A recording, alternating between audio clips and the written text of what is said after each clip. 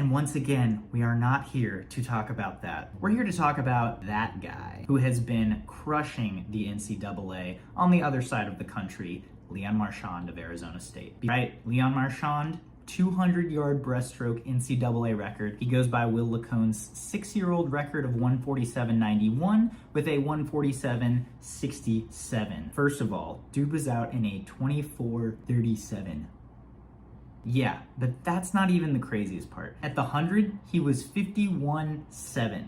And in a historically deep and fast year for the 100 breaststroke, that would have made NCAAs. Léon Marchand went out in his 200 breaststroke in a time that would have qualified for NCAAs in the 100 breaststroke. We already saw him split a 49.7 on the 400 medley relay, so going out in 51.7 actually makes sense for him. It's just so fast for any other mere mortal. So right off the start, I noticed for Leon that he has the bent elbow action starting position, similar to Caleb Dressel, but he's obviously not as explosive off the block, which he doesn't need for a couple reasons. One, he swims longer events, but two, his underwaters are just so elite that he doesn't really struggle too much from having a lack of explosiveness. So he takes 3 strokes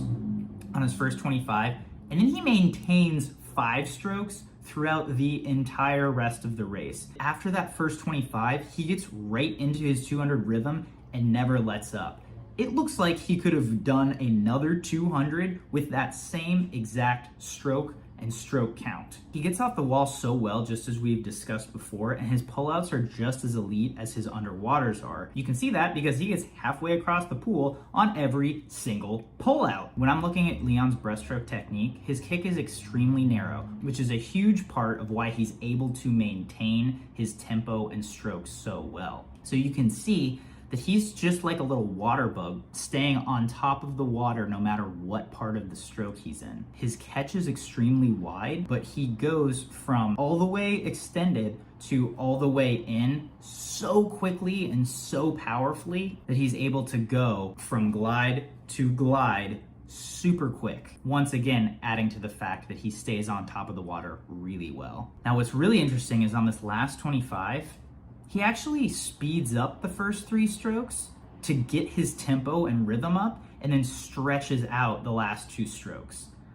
Usually, we will see the opposite, where a swimmer takes a few strokes to get into their tempo, and then they will tempo up as they finish the 25, specifically as they finish the race on the last 25. With Leon, he does the opposite because his stroke is so automatic that once he gets into his rhythm, he's good. So what does it all mean? Let's go over what we know so far.